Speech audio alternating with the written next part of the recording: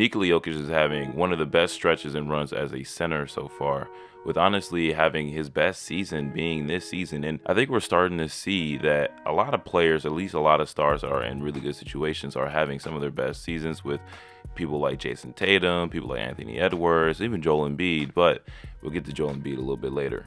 But Jokic is easily one of the best players in the NBA and probably the most dynamic, the most pivotal piece to any team that any team can ask for. Right now, he is averaging 5 to 6 more points per game than he's usually having in the regular season, with also 3 more assists, averaging 9 assists per game. It is his scoring and passing ability that leads the Denver Nuggets to be the team that they are. Right now, they're somewhat in a coast where usually you would see teams who are really, really good, who are pretty much just like saving for the playoffs to be that team to, make a deep push. Right now they're around like 3rd or 4th seed, which is exactly where they need to be. But we cannot ignore the fact that they would not be half the team, not even a quarter of the team without Nikola Jokic.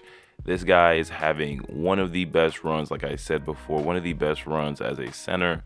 No other center is hitting the same highs and same peaks as Jokic has, and he's being truly phenomenal. So you would think that being the MVP for this season is in the bag, but the reality is he's the farthest from it. We always see around this time now that we're going to have some MVP odds, and right now it's really a race between 2 people, and that is Jokic and Joel Embiid. Now, I have many gripes on the MVP voting and how the system works, and one of the biggest things that I have is the fact that it does not really place winning above all else and winning basketball above all else. Now, it's not to say that the 76ers are not doing their job in winning and Joel Embiid is not doing the best amount of big work that you can possibly do, especially in the post. But there's a big difference between Jokic and Joel Embiid, and that is basically how they each impact the game. Embiid has his own ways of impacting the game and impacting his team on defense and offense, and I'll explain that more in another video. But Jokic impacts everything. All aspects of the offense is pretty much run through him, and he impacts it even if he's not having the ball. Now, this is shown by if you were to look at field goal percentages per team and seeing that the best offensive teams are teams where the best players are taking a back seat while the role players are more so getting active. And there's very few teams that are able to do that on a consistent night in and night out basis outside of the Denver Nuggets. Now, when you look at the difference between that versus the 76ers, you would see the 76ers are just around average, which isn't necessarily a bad thing until you think about the fact that they do have an MVP caliber player on their team. So you might be thinking, wait. Hold on. That doesn't really make sense, especially when you're thinking about an MVP candidate being on your team. It's weird that the team is not having the same amount of success as the MVP candidate. And that is precisely because MVPs are not made to replicate the team's winning success. It is purely an individual award that regardless of your team's success, you, as long as you're having a phenomenal season, should be able to win that award. Now, many people will say, okay, Malik, that makes sense. No, duh. That is what the MVP award is. It is an individual accolade. But is it really? Because you can't be a Washington Wizards in the sense that if you are having an all-star, an all-impeccable season, but your team is one of the worst teams in the league, they won't give it to you. So that's one aspect of how being a winner does play into effect, because you do need to have some, interesting stats that goes along with winning. But after a certain degree, after a certain point, it's not about winning anymore. It is only about how flashy the box score can be and what is your usage rate. Now, both of them have very high usage rates between Jokic and Joel Embiid, but it's really how do you use them? Joel Embiid is just now being able to use, the off-ball rhythm and being able to score off-ball and have a mixture of post-ups and on-ball scoring opportunities that he's usually have. But it's really, how do you get your teammates involved? How are you able to impact the game in such a degree that it's impossible to stop you, not because you're doing anything that is crazy outside of the norm that you always do, but because role players, the players who are the glue of your team, the players that make sure your team isn't getting blown out 60 points or 50 points a game, how are they involved and to what degree and to what success? Jokic is able to make sure that his team with field goal percentage and 3-point percentage is able to be, one of the best teams in the league. But can we say the same about Joel Embiid? I mean, Joel Embiid can make his teammates better, but in what way? He makes his teammates better based off the gravity of how he is as a player. And thank goodness that we have Nick Nurse on the team to be able to coach that, because usually his gravity came from just being on the post. And sometimes when James Harden was on the team, he was able to really implement himself in the pick and roll game and be really more effective. But can he raise the floor of many of his teammates off that alone?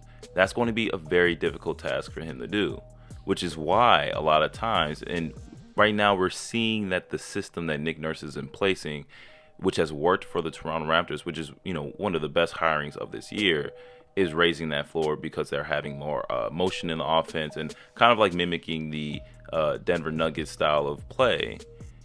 But is that off of Nick Nurse or is that off of Joel Embiid? There's a mixture of both because the system makes the team better. Joel Embiid also makes the team better, but what weighs more than the other? And I think it's more so the system.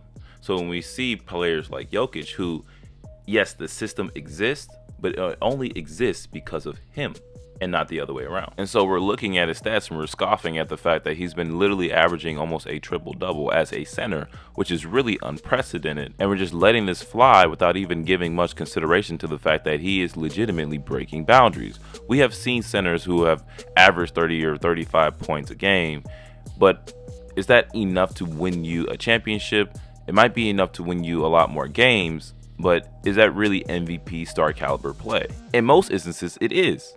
When you look at seasons where you had Kevin Durant being the scoring champion and how he won MVPs, or if you look at James Harden and how he won his MVP in the regular season, scoring, especially if you don't have a direct competitor against you, scoring is going to be able to get you a lot more things in the NBA, and especially when it comes to offensive awards, which the MVP most definitely is going to get you that MVP award. However, what happens when you have somebody who can also score, but his success is not predicated only on his ability to score, but his ability to rebound and his ability to impact the game where he can get multiple players involved? How do you grade that? Because historically, it has been one of the most, I would say, underrated stats where you have to look at assists. Rebounds is a little bit underrated too, but we always see more of an emphasis on scoring and not much on anything else. And we will never see a defensive player of the year winning MVP in probably a very long time, especially with the way that the NBA is going. And so how do we develop an understanding for MVPs to also be predicated not just on scoring, but also how you impact the offense through everyone else? Because we can see 50-point bangers, we can see 60-point bangers, and that is the major headline that we see on all of these highlights, right? How many points did they score? But we never see the fact that, hey, how did this person impact the game in the sense that he has his teammates having career nights as well, or have his teammates averaging around 15 points a game? We might even see the fact that they might even have a triple-double, right? But in what context was that allowed? Was it a lot of just bailout passes? Was it a clean triple-double where it's within motion of the offense? What type of triple-double was it? Not all triple-doubles are made the same. And so when I look at Jokic's game and how Jokic is able to impact the court, I look at that.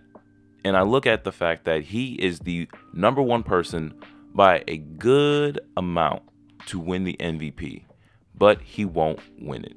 And he will never win it, especially when you have somebody who is scoring at such a prolific rate. And this is nothing to take away from the fact that Joel Embiid is having an all-star season, right? A superstar season.